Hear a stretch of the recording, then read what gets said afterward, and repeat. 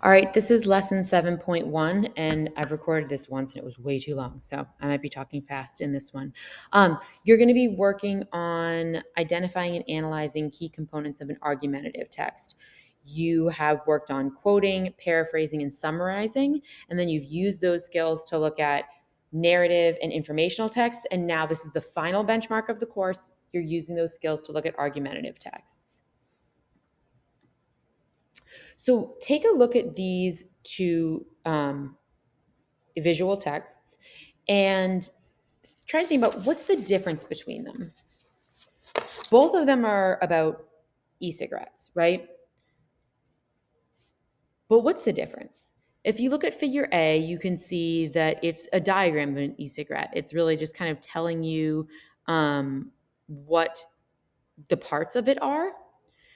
If you look over here, you see this says vaping makes you a lab rat, and it has a number of different chemicals listed that I assume are inside of cartridges. And it says, because vape juice isn't regulated by the FDA, there's no way to know who makes it or what deadly chemicals they're experimenting with. Vaping is poison. One of these is an informational text, and one of them is argumentative. Figure A is definitely informational. It's really, you can look at it and see the goal is just to give you information about what are the parts of an e-cigarette. It's just trying to inform you of that. Figure B is definitely different. It is trying to make you believe that vaping is bad for you. It's trying to maybe have you stop vaping or have a negative opinion of vaping. It's giving information, but that's not the point. The point isn't to teach you. The point is to make you think or do a certain thing. And that information is just, trying to get you to think or do that thing. How about in these figures? Which one of these seems to be informational and which one seems to be argumentative? Over here, we have Black and Latinx students made up 27% of all students, but 64% of all student arrests. There is no evidence that students of color exhibit higher rates of misbehaviors. So this would be like not appropriate that they're being arrested at higher rates. And then you see this hashtag down here, SRO fail, like student resource officer fail. Clearly this is making an argument, right? This is making an argument against school resource officers. You can tell by the SRO fail. You can tell by the way that this is phrased down here. It's not just giving information, it's giving you that information so that you will believe that SROs are terrible. Over here, now figure B is just an informational text. It's just telling you how many high schools in each state, what percent of high schools in each state have an SRO in the school, right? 80% of the darker ones, only 20% the lighter ones, and you can make whatever opinion you want about them, just giving you facts.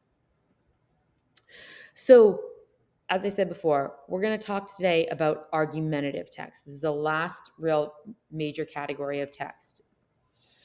And an argumentative text is nonfiction. It contains real information, but it's intended to change the ideas, opinions, or actions of an audience.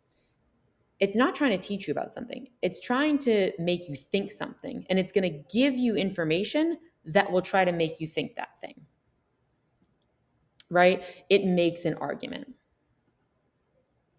And when we're talking about an argument, we're talking about this set of reasons to make you think, believe, or do something. And arguments are made up of claims, and evidence supports claims. So this is how an argument is built. What are claims? Claims are the building blocks of an argument. A claim is a position that can be argued. It's not a fact, okay? So the sky is blue, not a claim.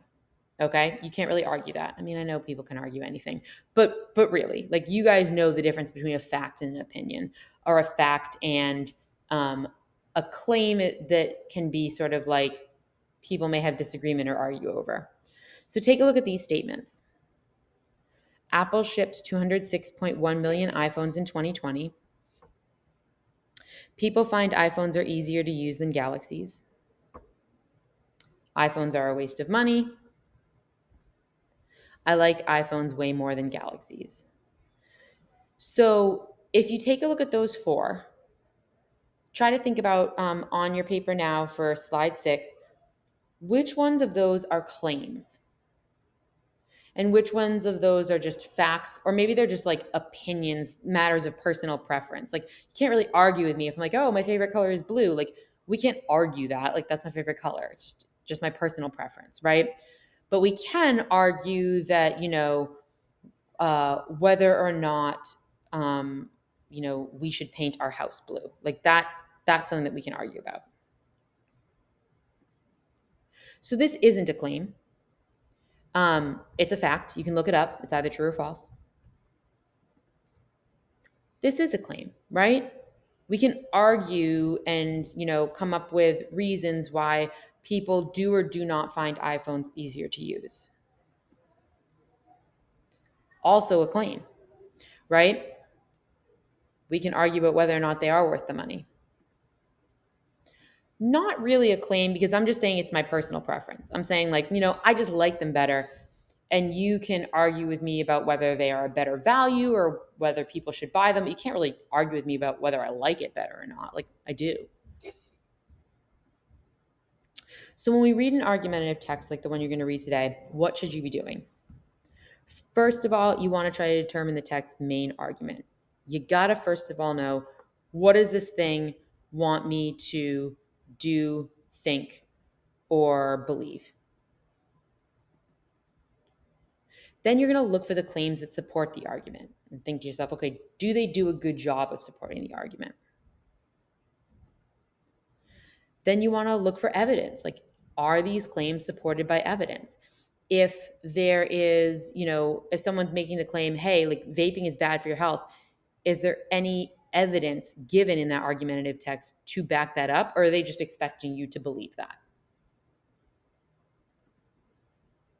Finally, after you figure out those things, then you'll decide what you think of the argument, right? You can agree, partially agree with some parts and not others, totally disagree, think it's the dumbest thing ever. But the first thing you have to understand is, what is this argument? What are the claims and what is the evidence that's given here? Then you kind of formulate, okay, now what do I think about it? And this is really what you do when you read an argumentative text like the one you're going to read today.